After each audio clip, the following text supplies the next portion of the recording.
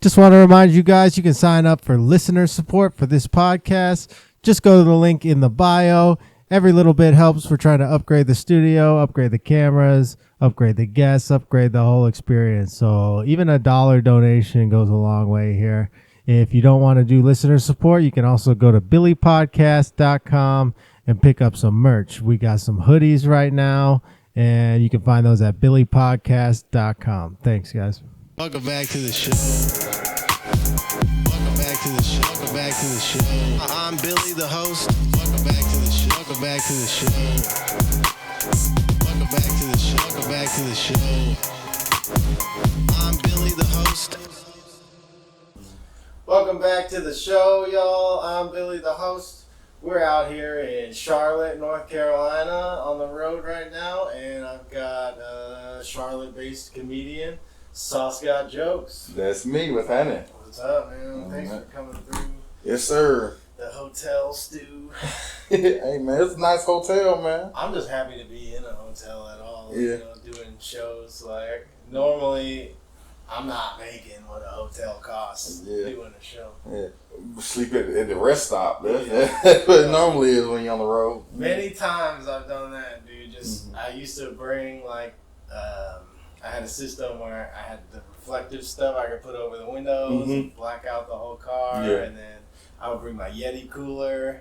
I don't even black out the car. I just go ahead. I mean, if the sunlight come up, that means I'm up and driving. So it's all good. I did that not too long ago. I had a show down in Charleston, and I was went to sleep in the car. I said they wanted to buy me a hotel, but I was just like, skip it, money.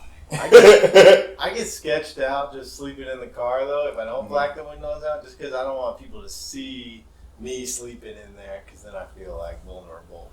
I mean, that's why you gotta have the Glock right beside you. I do, but how fast can you if somebody's already got one in your face? Usually I do, but that's sketchy too, going to like northern states where you're really not supposed to have one. You're not supposed to have one? I think technically if it's in your car, and your car's registered to Georgia's a constitutional carry, so, but I do have the permit card, so I think technically if I have all that, then they'll be cool. But see, I don't know the laws, so and I'm from South Carolina, so it's just like fuck it. Yeah, we just gotta go. Oh yeah. In the South, you're good. Yeah, of course. Just don't be weird about it. It's like guns are so second nature where I come from. Like my grandmother, she's passed away now. She kept a 22 in her purse just at all times. Like she'd be like, go hand me my cigarettes out of my purse, and you go there. You gotta, goddamn gum. Put the gun to the side. Yeah, here you go. Yeah, people think gun violence is bad right now, but it's always been bad. You just didn't hear about it every day. Well, I would say it's gotten worse now where I'm from, but it used to be to the point where it wasn't as much gun violence in my hometown just because everybody got guns. Yeah. So it's just like you can go break into that person's house, but if that guy comes and turns you into spaghetti, it was your fault. You kind of went and did it, Yeah. So it really wasn't that bad. But now these younger kids, they don't have a conscience. Yeah. And they're angry about somebody made them mad. Mm-hmm. The world made them mad. That's what it is, man. Politics. Politics. We don't watch fucking politics. News. I don't watch it. Hell nah. I do have Twitter though, the new X Twitter, Mm-hmm. and it gets pretty wild on there. Like, see, my Twitter, I don't fuck the algorithm up. All it is comedy, anime, and titties. Okay, That's that's all probably that comes good. through my algorithm. I deleted my Twitter like a long time ago and made a new one, so I just started from a blank slate, and it just like figured out that it can make me mad if it. Sometimes I like to look up craziness. I'm like, okay, well, how far does the rabbit hole go on this side? And you can find it on Twitter. But once you open up the rabbit hole, it's just gonna keep feeding you that. Yeah, so, it's like, oh, this is what you like. Yeah. I don't really be on Twitter like that. Like, I never really gravitated towards Twitter. That's not my social media of choice. Like, I'm a Facebook guy. Yeah. I know I'm only 30 something, but like I be on Facebook. Like, Oh yeah, I'm almost 32. I'm Okay. 31. I'm 32, so. But I was like a emo, like scene kid. Yeah. And so that's where I would talk to people. I almost was. A lot of kids in bands were on Twitter. Mm-hmm. Yeah. And so, yeah. And the nice thing about Twitter was just you could tweet at anybody. You could reply to anybody. Mm-hmm. You didn't have to be their Facebook friend or anything if they were on there. So when I was single, I would just tweet at all like the girls. Let's go. Yeah, you know. It was you got to throw the bait out. It was really good for that. Yeah, that was good. It was similar to MySpace in that way. I love MySpace, man. MySpace Bring back MySpace, man. Like it was funny because we was coding like a motherfucker as kids and didn't even realize it. Like I had my MySpace decked out. It's so cringy now that I look back on it. But like I had like when that song Grills came out. Yeah. I had. We could go to the flea market and get a fake grill. Yeah. And I went and had my fake grills and had the pictures on. Had like diamonds and my name raining on the page. And I was like, yo, I had that bitch. I was trying to, I was talking to one of my other music friends about how like people in other parts of the country don't know about crunk music. Like, I guess it was somewhat popular when it was popular in the South. But it's still popular. In the deep South, dude. Like, it's still popular. Like, one of my favorite artists to this day. Yeah. One of my favorite artists, like, he's a current artist, too. Duke Deuce. He does a lot of crunk music. I think he's from Memphis. Okay. And he's still that's what I rocking. like, dude. Some Lil Jon, some friggin'. I'm gonna introduce you to Duke Deuce. Have you ever heard of Duke Deuce? No, I haven't. I put you on. I put you on for stuff, man. He go crazy, man. But yeah, crunk music was. I missed that time back in the day, bro. Like that whole Snap era, like the early 2000s. That shit is undefeated. Like that and Laffy Taffy. that Laffy Taffy. Hey, and like I don't get like 90s was cool, but the early 2000s club era was fire. Like right before we started shooting everybody, it was fire. You know what I'm I saying? agree. Even for like alternative music, which is like more what I was doing, it was really good. Kids would go out to shows just for the sake of going to a show and having fun. That shit's terrible nowadays. It's gotten a little weird. At least I'm not as involved. Maybe it's coming back. Maybe it's on the upswing. But when COVID happened, for my music scene, it was like, you're not allowed to play shows. And if you play shows, then we're all going to like cancel you online or whatever. And I did my best to like wear the mask and like distance myself and stuff. But I love going to shows. I love playing shows. I love like. See, COVID really didn't affect me. As a matter of fact, COVID was actually a good thing for my comedy career, to be completely honest. Because in South Carolina, that's where I was living at the time, they didn't give a fuck about COVID. Right. Like I was in Georgia. Yeah. Same it was shit. half and half. Yeah, they didn't care about shit. So, like a couple of mom and pops bars and stuff, they couldn't afford to close their doors. Right. Because then their business would ultimately go under. Right. So they was trying to find different ways of keeping the business alive. And I was like, hey, I can do comedy shows. So I actually started a show during COVID. You know what I'm saying? Yeah. So if y'all granny died because they came to my show, I'm sorry. We had some super spreader events. I took a lot of flack for it, man, because you're sharing a microphone. All right, fuck it. People are spitting on the microphone. Hey man, my thing is just like, you are aware of what the fuck is going on just like everybody else. So don't blame nobody if you're dead. Like, we're all part of the problem here. So if one of us gets sick, oh well. Yeah. You know what you was walking into. Yeah. You know what I'm saying? I caught COVID twice. Yeah, I had it 3 times. Damn. Maybe a 4th, but I stopped testing myself. Yeah, fuck it. 3. It was like once I seen that it said the survival rate was like 90-something%. I'm like, fuck it. Yeah. Yeah. I don't know. At the time, I was like, I was just willing to die. I didn't have a kid. Fuck it. I wasn't married yet. Nigga, man, shit high anyway. Fuck it, man. Take me out, nigga. Like right now, the economy is crazy, man. I went in grocery shop, right? I spent $176 in the grocery store. Yeah. And walked out with like 4 bags. I'm like, what the fuck do I even buy, man? I spend $200 every time I go. Yeah, the fuck, and it'd be gone so quick. Like it's almost to the point where going out to eat and cooking at home is like the same shit. Yeah. I got real like simple with it. I chose like, all right, if I'm gonna spend this money at the grocery store, I'm gonna get a bunch of meat and a bunch of like pasta or something, so it'll last me a long time. And it don't last shit. I once I had a kid, I realized how much fast food I was eating because now I have to feed my daughter, so I have to feed her healthy stuff. I don't want to be feeding her French fries and cheeseburgers. So it's gonna be a little fat ass. Yeah, that helps a little bit. We don't want no obese kids, man. Like caring about somebody else's life made me have to care about my own life. Yeah, cause it's just like fuck me. Yeah, but I was like, I don't care about myself. I think that's a tough position to be in when you have a pandemic and you need everybody to be like, hey, everybody take care of yourself so that people don't die, and everybody's like, well, I want to die anyway. Yeah, so I think it's to the point. I forgot the name of it, but like it's a specific word. It was like the studies of like the general population are just like kind of crashing out. Yeah, just because it's just like. As a whole thing, it's like nothing is ever getting better.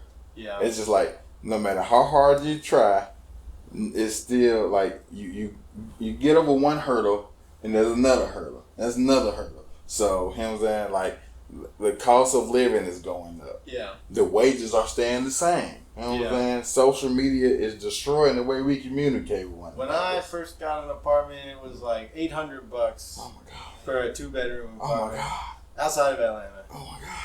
And now it's probably like close to $2,000 at least for the worst apartment you can get. I have a shitty 1-bedroom apartment and it's $1,300.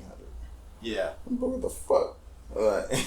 Now I will say that's one thing I did like about my hometown is that rent there is still pretty fucking cheap. Yeah. Like you can get a 3-bedroom for like $1,700. But still, man, a 1-bedroom apartment should be like at least $800. Yeah, the fuck. That's reasonable. So since everything is just like out of whack, most people are just like, why should I care? Yeah. It's not gonna get better, so just fuck it off. Yeah, you're just like getting by day to day. Mm-hmm, yeah, that's why I'm almost right there where it's just like I'm always ready to say fuck it all, but the thing is like comedy is what's keep me in it, cause it's like I'm gonna make it in this comedy shit. There's no doubt in my mind. It just takes time. You gotta it's a marathon, not a race. Mm-hmm. There's no doubt in my mind. Just keep going, and if you do it all the time and you do it for a long time, you get better. Yeah. And you become undeniable, even if you don't get lucky or know the right people or get the right opportunity. Exactly. Eventually, you've just been doing it so long, you're good at it. That's almost where I'm at now. Like, of course. If you stay humble, that's my opinion. Yeah. Because you see a lot of these guys who've been doing it 20 years and they got this big ego, and then you go to their show, it's like 5 people like there. It's like, where did this ego come from? So I got a ritual what I do when I'm feeling too cocky, cause I have a big ego. Like I do. I know you have to work in this. I know I have a big ego, but like whenever I like say for instance I go do a show and it's a sold out show, or I go to one of these comedy competitions, even though I hate them, and I win the competition. Like I'm sitting there like, oh, I'm hilarious, goddammit. So what I do is I always go to YouTube and I type in J.J. Williamson at the Uptown Comedy Corner, and I watch that video because it shows me. I've been to Uptown many times. Yeah, it shows me just how far I still have to go. Yeah. Cause that motherfucker is hilarious. Yeah. And that one bit, I watch it every single time when I'm feeling too much. It's like, okay, I'm funny, but I'm not hilarious yet. So let me draw it back in. Yeah. But that's my ritual every time when I'm going great. Cause that video is just like that's probably my favorite comedy shit ever. Just that I don't know what it is. It just brings out something different in me. Uptown's a tough crowd too. I love it. I've been there a couple times. Yeah, Matt Rife came out of there. Okay. It's funny how people think Matt Rife just got famous all of a sudden. Yeah. And he been doing comedy for been doing it a long about time. 12 years, ain't it? Like, the fuck? He just blew up on TikTok one day, and, Mm-hmm. and that's how it goes. Yeah. That's how I think. Yeah, just record everything, and even if you don't use it, just get in the habit of having everything. Mm-hmm. Because eventually you are gonna have that one like giant pop, and it's like, oh, I wasn't expecting that, and now I have something I can work with. Yeah. So that's why, like I said, like try to get into that habit. Like, even if it's something dumb now, I'll just post it. Because it'd be funny. It'd be the videos that you don't think gonna do something that go crazy. Yeah. And I was like, oh shit, like. I'm bad about it, man. I don't. I look back sometimes. I'm like, oh, I didn't post it all last month. Like, Yeah. that's bad. I get into that mode where I can be consistent for like months straight, and then it just goes away. All the motivation to do it goes the fuck away. Cause like, The podcast helps me stay consistent too, because I'm doing it almost every week, unless I'm too busy or somebody drops on me or something. do you record? We don't want to reveal the magic on here, so I ask you about the logistics later. You know what I'm saying? Yeah, he does it every week. Goddamn it. When did you start doing comedy? 2019. All right, 2019. Yeah. So it's been a while. yeah, it's been a while, man. Started doing comedy, and I was like, oh, this is something I like. Pandemic. All the comedy shit shut down. Yeah, so you were pre-pandemic comedy too, so you were seeing how things worked then, and then everything changed. Everything At least in changed. Atlanta, like the whole scene flipped on its head. It's totally different now than it used to be. I like I said earlier, man. I appreciate the pandemic for what it did for me. You know what I'm saying? But it's like that little bit of time, it helped me push my name out there, and I got to develop my comedy with a small focus group of the people that was coming out. And then once the pandemic was over with, I actually got to get on stages, and I don't know about you, but you were ready for the big crowd. But the shows after the pandemic, oh my God, because the people been in the house for years. Yeah, they've been trying to be polite and good. It was, the crowd were just like, oh my gosh, this is the first time we've been outside, and they just enjoyed it. So like, that 6 months after the lockdown was over with, oh my God. Yeah, it was crazy. Yeah, I loved it, man. So, do I want another pandemic? Hell no. Yeah. I feel like I did learn a lot during it, like about, okay, if I can't do stand-up, I'm going to have to rely on other stuff. So I need to actually practice this other stuff that goes into like running shows or, not during a pandemic, but like, before the pandemic, I was at a point where I was like just performing. Like I was mostly performing 5-6 nights a week. Yeah. And then, so after that, I had to be like, oh, I need to make videos. I need to work on other things that aren't just stand-up, but are still comedy. Yeah, it's to the point where you can't just be stand-up anymore. You got to do all this shit. You just got to be a businessman. Exactly. Sucks. I hate so business. that's literally where, like I said, I'm in my 5th year. So that's really what I've been focusing on, like the business aspect of it, because I got the funny part down. Like I said, I'm still, working, writing, getting funnier, but I can go in and, entertain people for up to an hour. Yeah. And it's good. So I've got that down. But what I really want to learn how to maneuver into the point where I can do this full time. Yeah. So I want to know exactly how to get in different clubs, how to go on tours, the EPK bullshit, everything. Like I want to learn all that stuff. So that's what I've been taking this year to really focus on. So, yeah. Because so the main focus is social media. Like, I figure out how to do that. Because I had a club owner literally tell me to my face. He said, I've seen you perform plenty of times. You were fucking funny, but you can't sell tickets, so I can't book you. Yeah. And it was just like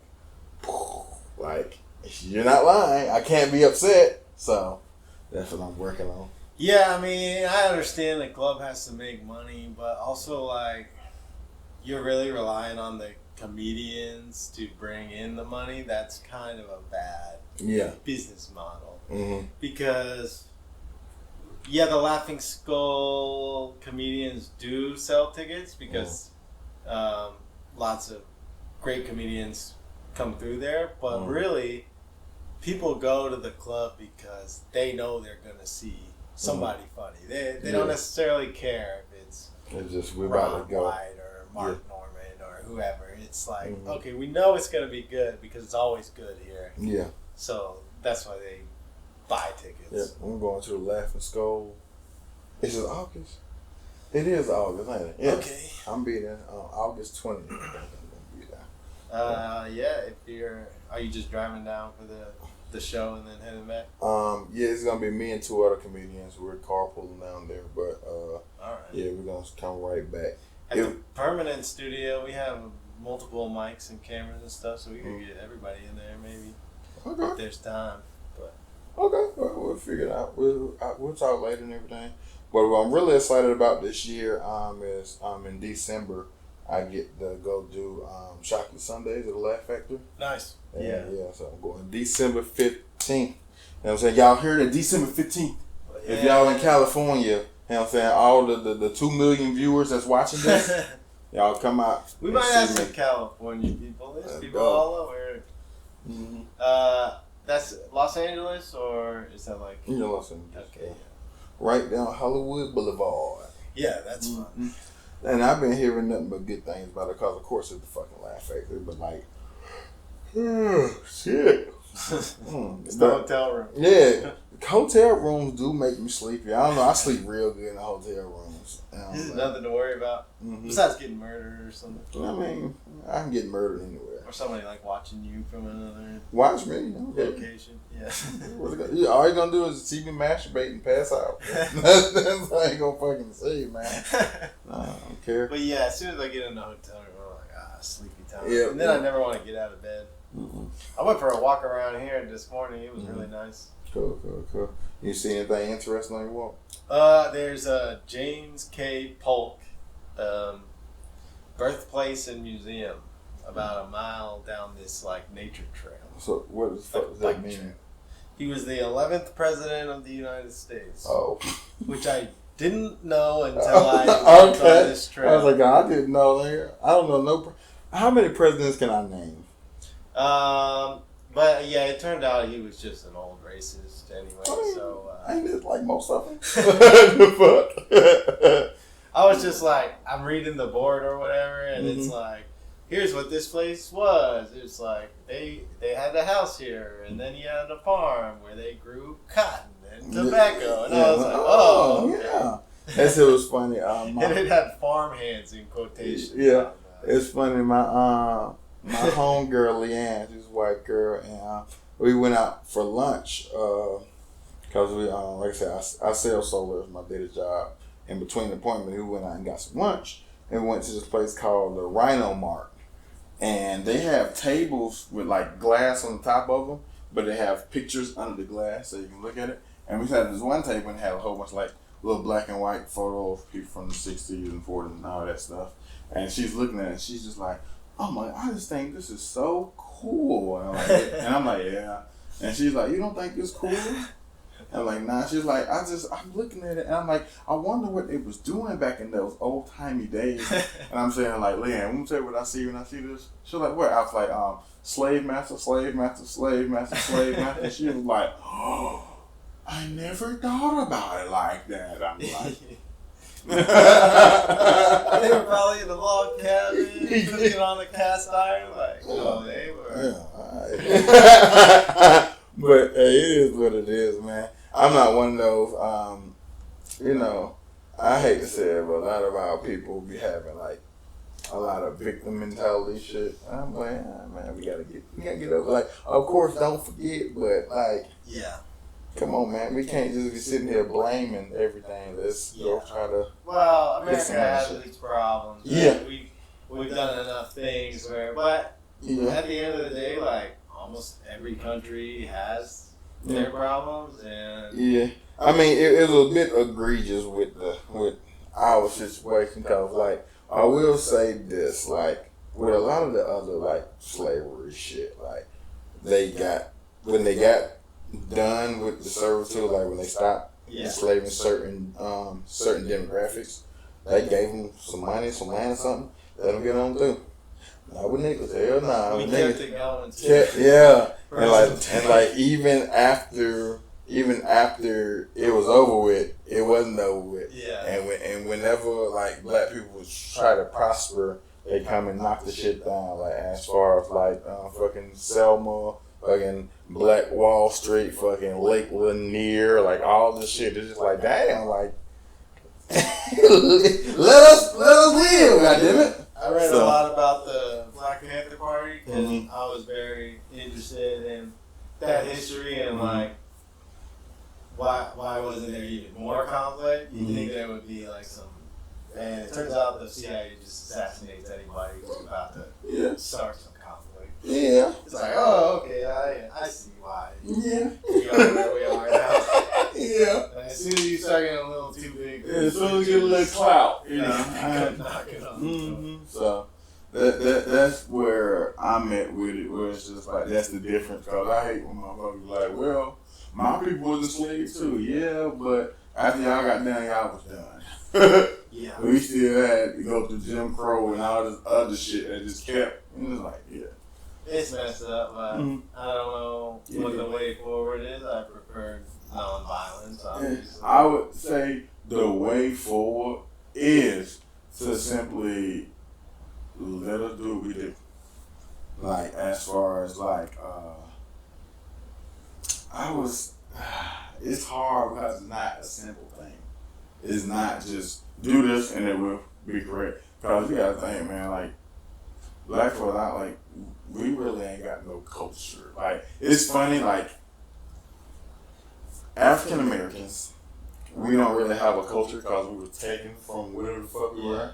And but the crazy part is that America is built off of the culture that we created. Yeah. The current culture. Yeah, current culture of America, straight up copying niggas. Yeah. It is what it is. So Yeah, I was like, the way, from the outside perspective, I see like, I think the like racist conservative side, like the far right, has kind of come around a little bit because I like them. the black culture is American culture. It's very American, and then you see The most American. everybody's coming in from everywhere else right now. It's so racist. People are like, oh, well, they're here with us. they're bringing their religion or their practices or their different things, and they're like, oh, no, that's not American. Yeah, but, This is American. but I ain't gonna cap. Crunk music. I like rednecks. Yeah. I love them. Cause the rednecks and niggas the same people. The same people for sure. Like even when it comes to like comedy, like when it comes to the different audiences, like you have your black audiences, your mixed audiences, your white audiences. I get the same delight out of a redneck audience as I do a typical black audience. And it's just, I love it, man. Yeah, rednecks are interesting. They, I'm half redneck. My dad's a redneck. My mom is very much not. Okay, cool, man. And the rednecks is what I grew up with, like right outside the trailer park and all that shit and shit. Of course. Yeah, my dad drank Budweiser. And when Dale Earnhardt died, he painted a 3 on the side of his truck. Respects. It's funny because I got a joke about like liking Donald Trump. I do like Donald Trump. Hey, that's my boy. I don't vote. What I did, I probably vote for Donald Trump.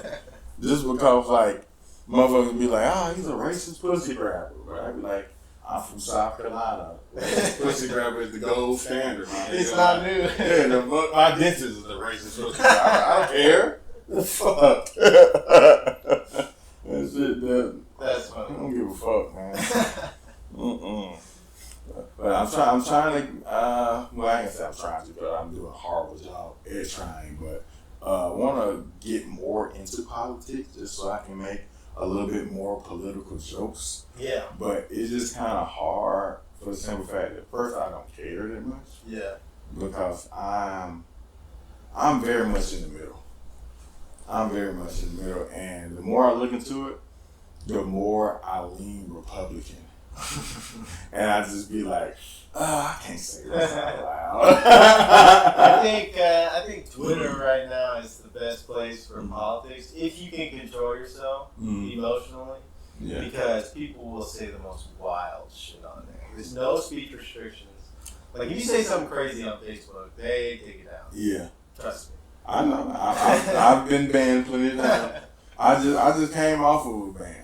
I used to get wild on Facebook when I was just like, kind of even before, when I first started doing comedy, and even before then, I would say some crazy You shit. got to. Because I was lashing out. Yeah. Gotta get the people going, Trying to man. get some laughs. Yeah. You got to. Shock value. I used to love shock value humor. Man, but it's crazy. I get banned for shit that's not even on purpose more than anything. Cause they don't have like an actual person that are reading these comments. It's like a automatic generated thing. I remember one of the most egregious things where I got a 90-day ban. My homegirl, 8 months pregnant. You know what I'm saying? She posted a picture of her big belly. I said, girl, go ahead and shoot that baby out. And then the shit was like, shoot that baby.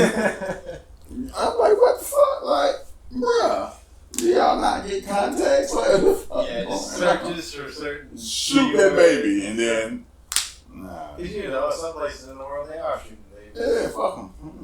I mean, I get it, but yeah, there should be a person who looks at it and goes, "Oh, that's it." Yeah. They should hire me. Hire me to be the monitor of the But fucking there's comedy. probably so many. Of I wonder course. how many posts I made every day. Like, I mean, but if millions. you think about it though, Half of those are just Bert Kreischer. yeah, ban him. Get him the fuck out of here, man. Fuck Bert Kreischer. No, we love Bert. Bert is a great guy, and if you ever need the merch guy again. Look at it. I like Bert. You know what I'm saying? I like most comedians. It's just he's not my comedian that I fuck with. You know what I'm saying? But no diss to him and his bodies of work and anything. But I do like the phrase "fuck Bert Kreischer." Yeah, So, he'll be all right. yeah. I mean, I like. 10,000 people go to his show to disagree every weekend. So I won't do that. I'm not paying money to goddamn see somebody that's just like, the Fully Loaded Festival is a lot of fun though, Mhm. because he brings tons of great comics. bring me Bert Kreischer, and I won't say fuck Bert Kreischer no more. Yeah. Yeah. When I was on there or working, he had Mark Norman, Shane Gillis, Ooh. Brian Simpson, Ooh. Joey Diaz, Ooh. Big J Ogerson, Ooh, that's a lineup. Ricky Glazer. Oh my God. Yeah, it was. Hey, a lot. bring me. Hey, I'll take it back, Bert. I'm about to come fuck with you. You know what I'm saying? Do you ever lie on your resume? Like, I work with Bert Kreischer. I just can't afford to go see just Bert, but Yeah. if that's the lineup, like, yeah, I can do that. Yeah. That's a fire ass lineup. Yeah, David Tell was there. Oh, David Tell. Got to see both David Tell and Joey Diaz in. How do I apply for this merch stuff? In an arena? Start doing local stagehand work.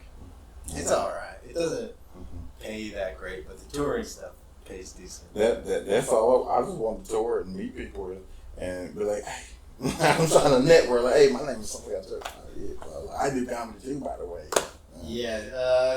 Find like local gigs, like setting up stages, just selling merch at like theaters. Like in Atlanta, we have the Center Stage, and they have like 3 different venues, and so they have an all in-house merch team. Up here in Charlotte, only thing we got really is the Comedy Zone, and when I do that, I just go there and sit in the back. I don't know. There's a couple venues that do a lot of music. Music shows are a good way to get into that too. Kings. Well, actually, that's Raleigh. I'm being stupid. That's from that logo. That's fucking what? How many hours for him? Like 2.5, 3? Yeah, it's not bad at all. It's not bad at all, but you know. Yeah, Raleigh might have even more of those kind of big theaters and stuff. A lot of times, the state funds a theater for each city. Okay. Cool. In my town, it's the Com Energy Center. I saw Bill Cosby there one time. Word. I saw Jeff Foxworthy in there one How was Bill Cosby live? I saw him once when I was in 8th grade, Mm-hmm. and it was really good. Mm-hmm. And then when I saw him at Cobb Energy Center, he was old already. I mean, what old don't mean bad, you know. The oldest comedian I've seen is how old is he now? But Don DC Curry. I've seen him live and he's fucking hilarious. Oh Yeah. my god! Like it was to the point where my fucking ribs were hurting. I was laughing so fucking hard. And have you ever had? This happens to most comedians. Do you get to the point where you don't laugh anymore, even if it's good? Yeah. I'll be trying. I don't be wanting to feel like an asshole, but I'll just be like, "That's good." I just developed a fake laugh so that Mhm. I can help at least. But Especially if I think the crowd's not laughing as hard as they should mhm. at a good joke, even though I'm not laughing, I'll be like, ha ha ha ha. Like, Yeah. try to help it out a little. Yeah, but it's just like I be. Sometimes I be feeling guilty because it's like if I'm watching a comedian and they are telling fire jokes, like they're just fire, but I'm not laughing. But it's not because I'm not appreciating it. It's just because I'm really appreciating it. Like as a comic, I'm just like, ooh, Yeah. that was fire the way you just put that together type deal. But I'm never just audibly anymore.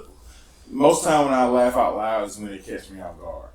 I still remember when I first started going to open mics and stuff. I was laughing at everything. Me too. It was all new to me. Yeah. I hadn't really seen live comedy before, Mm-hmm. and now I'm like, I wish I could feel that again. Yeah, what the fuck? So desensitized. Comedy has ruined me. Yeah. Like I go to a show to support. I was at a show last night supporting my homies. They was doing a show, and I'm in the back like this. Yeah. But they were destroying. Yeah. Like no, they were destroying. Like the whole everybody else, the whole crowd was dying. Yeah. And I'm just like in the back, just chilling. But I don't know. I guess that's a curse that we have. I guess because like I enjoy comedy, but I enjoy it for the structure of it. Like as far as like how they set up punch, what the subject matter is, like the angles that they come from. But instead of me just like, oh, I'm going to sit here and just laugh at these jokes. Yeah. Just have a good time. And a lot of people are just out to have a good time. Like, Mm-hmm. oh, what should we do tonight? Oh, there's a comedy show. We can go to that. And it's like they're not really thinking about it like that. Like, was that well written? Like, oh, that's how he did that there. He said this earlier, and he's talking about it now. And then it'll be what about the jokes that are great but don't get a laugh like that. Yeah. And I'm sitting here like, oh, that's a fire joke. But most of the people are just like, he didn't punch like I guess they can maybe deliver it differently or something. But I'm just like, yo, that was amazing what he just did and nobody's appreciating it. That's what I laugh. I'm like, Yeah. Yeah, so it's funny. I'm like, you guys don't get it. It's funny because most of the time when I do laugh, the rest of the crowd isn't. Yeah. So when the crowd is laughing, I'm not. And then as a comic on stage, you can always hear that comedians laugh. Yeah. And you're like, man. See, I know He knows. I know me because I'm terrible like this. Like when I get that aha moment when it's like a good joke, I'm like, ha! And so everybody else is quiet. It just hit me in the back, just ow. And it's like, yeah, as a comic, you know, like, you knew I wanted more out of that. I've been the one where I've said something and it just falls flat. You see the homie. Like half the fun is when you're on show with your buddies and like after the fact you're like, hey, but you thought that joke was gonna hit me.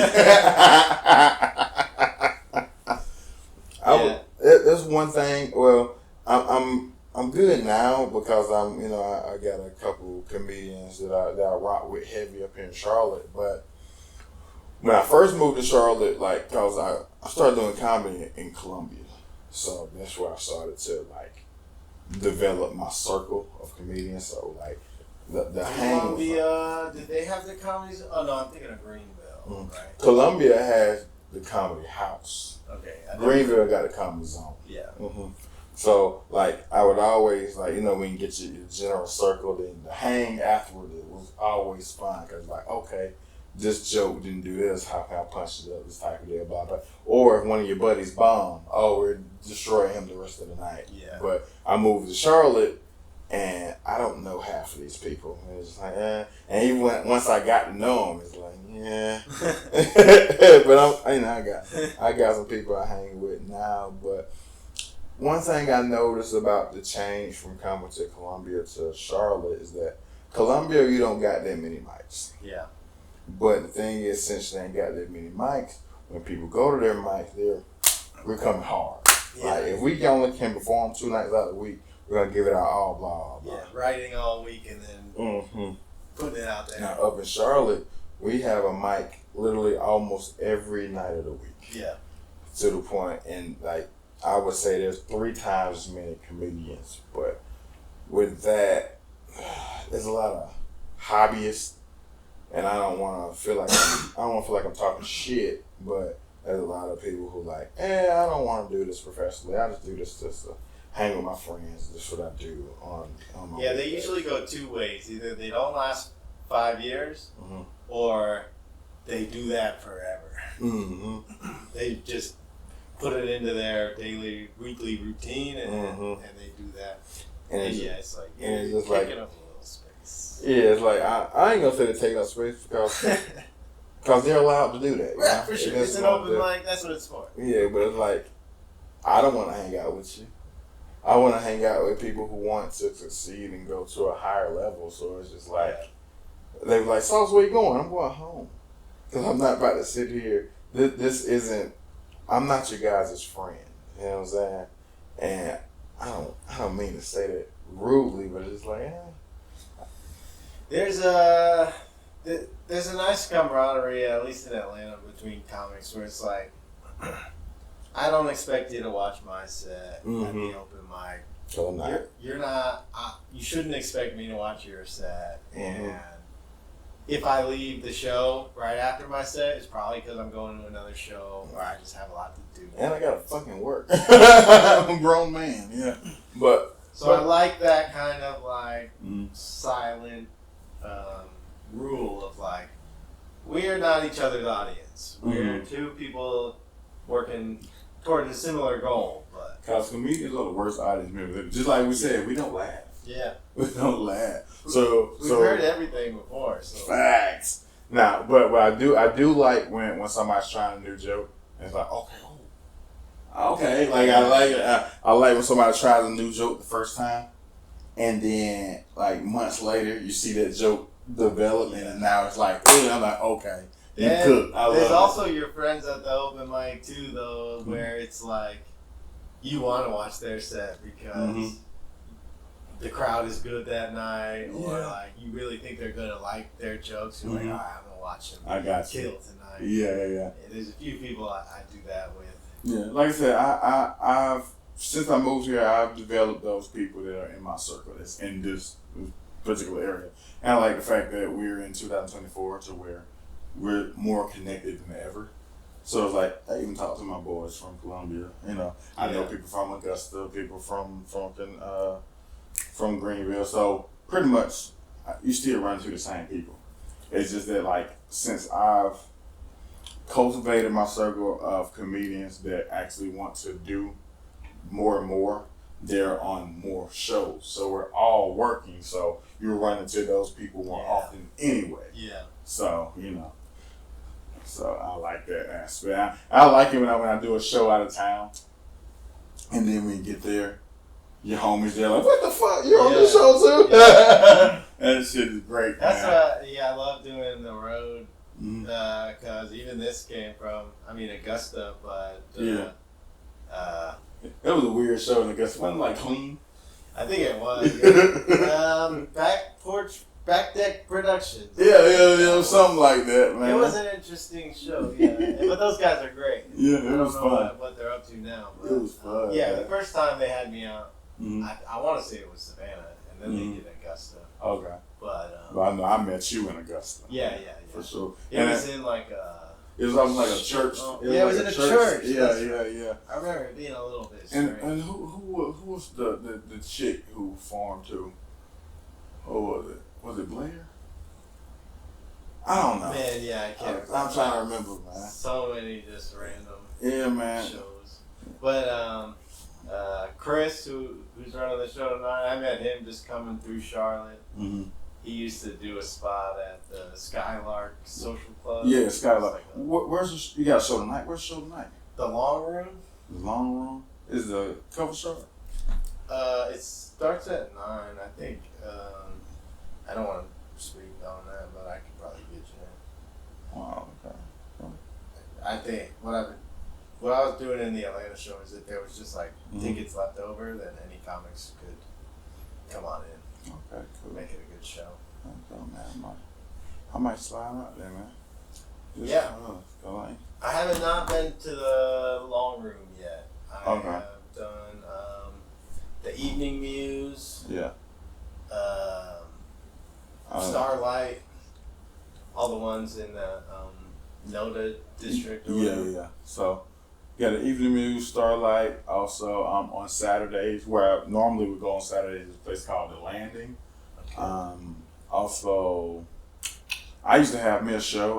We're gonna start back in September. I need to go back out and meet with. I did a show at Strip Club. Nice. Yeah. They got one in Atlanta now. Let's go. King of Diamonds. Okay. But every Wednesday, I think, Derek Nicholson.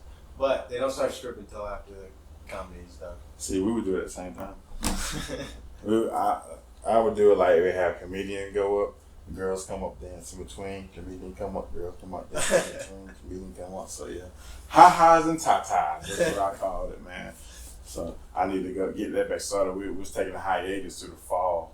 My friend Mississippi Boy used to do one in Atlanta, and yeah, he would post it. I never went to it because I'm too broke for the strip club.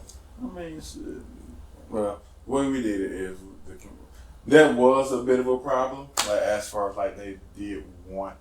I feel rude People coming to in tip. there and you Yeah. know, pay the door cover and then But it's tip just- them it's $2 just when I got just to be nice. when I got comedians coming, we ain't got no fucking money. Yeah. So they're just sitting here looking at booty for free, not throwing nothing. Yeah, I always say that, like, you gotta judge a show on why does this establishment want to do a show? Is it because their business is failing right now and they need comedians in here? Because we're not gonna spend money.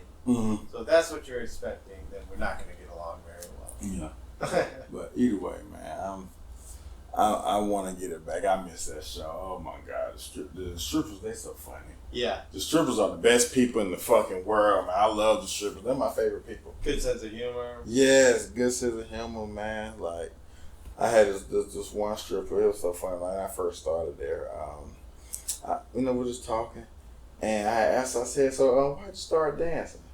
She was like, "Well, long story short," she said that I had moved to a new place, and when I was there, my bills started to stack up and stuff, and I needed some money. Usually, I would just rob somebody, but I didn't know these people, so it's just like I didn't know they would call the police or kill me or so. And she just talking all casual. Don't want to rob a stranger. Yeah, Rob a friend. Rob people I know. Yeah. And then she was like, "Well, I figured if I can stick a gun in somebody's face, why not be able to stick this ass in somebody's face?" And I was like, "Sound logic." And then, it makes sense. yeah. And some people would say that throwing ass is better than throwing hands. Yeah. Morally. Yeah. I mean, she had a nice ass too, so I see. Yeah, that is definitely a deadly weapon, also. And it was just funny because she just said it so casually, like as far as like she didn't even understand how crazy it sounded. Like it was just like normal life. Like, yeah, usually I just rob somebody, but yeah. And I was like, I fuck with you, you know what I'm saying?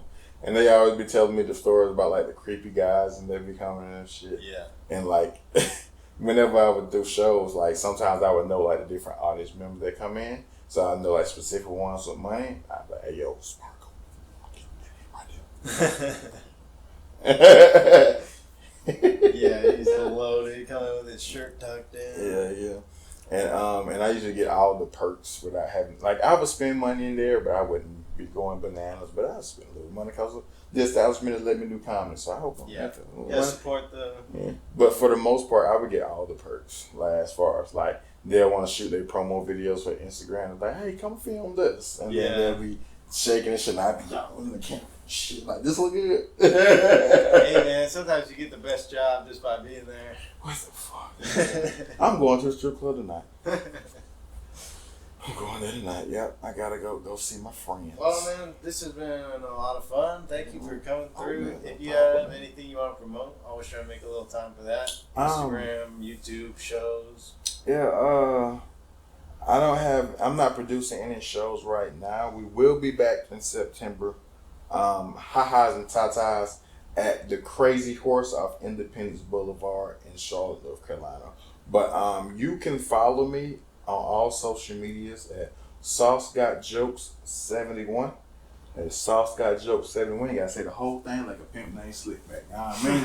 I'm over here looking at the mic like this the camera. This is not the camera. The camera is right here. The mic's more important. Yeah, I mean, yeah, you're right. But yeah, Sauce Got Jokes 71. That's me. That's on IG and YouTube. Those are the important ones. Yeah.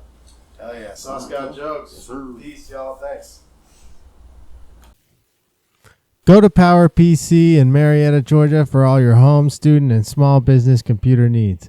They got everything from refurbished laptops, refurbished desktops, gaming PCs, and even podcast production PCs like the one we're using here in Trent's unnamed studio. So if you need a new PC or a repair on your laptop or desktop, go to PowerPC in Marietta, Georgia. That's PowerPCGA.com.